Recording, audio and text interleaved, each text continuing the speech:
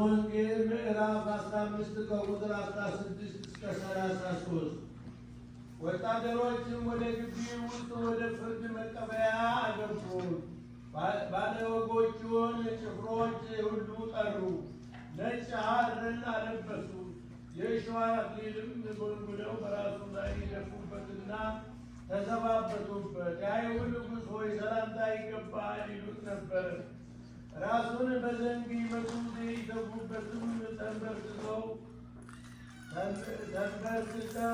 በተዛበቱበት ተንበርክከውም ይሰግዱለት ነበር። በተዘባበቱበትም ጊዜ ያን ነጩን ሐር ገፈፉና ልብሱን አልብሰው ወደሚሰቅሉበት ቦታ ወሰዱት።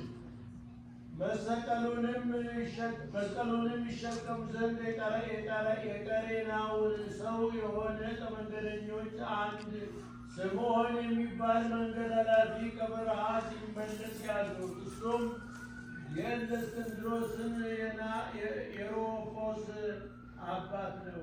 ትርጓሜውም የራስ ቅል ወደሚሉት ወደ ጎልጎታ ስፍራ ወሰዱት። ከከርቤ ጋር የተቀላቀለ ወይን ሊጠጣ ሰጡት። መጠጣትን እምቢ አለ።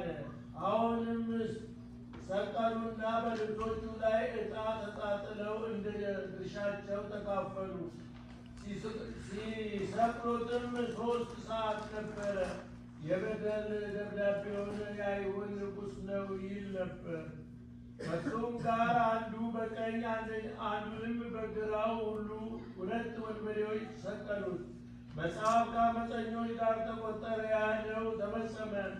መንገድ ተላላፊዎች ይሰድቡት ነበር። ራሳቸውንም እየነቀነቁ እንዲህ ይሉት ነበር፣ አወይ ቤተ መቅደስን አፍርሶ በሦስተኛው ቀን የሚሠራው ራስህን አድን፣ ከመስቀልህም ውረድ።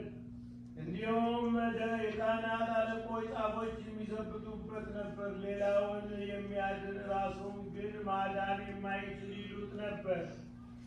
እርሱ የእስራኤል ንጉሥ ክርስቶስ ከሆነ እስኪ አሁን ከመስቀሉ ይውረድና አይተን እንመንበት ይሉ ነበር።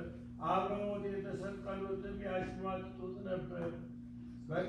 ቀትርም በሆነ ጊዜ ፀሐይ ጨለመ፣ ዓለምም ሁሉ እስከ 9 ሰዓት ድረስ ጨለማ ሆነ። ጊዜ 6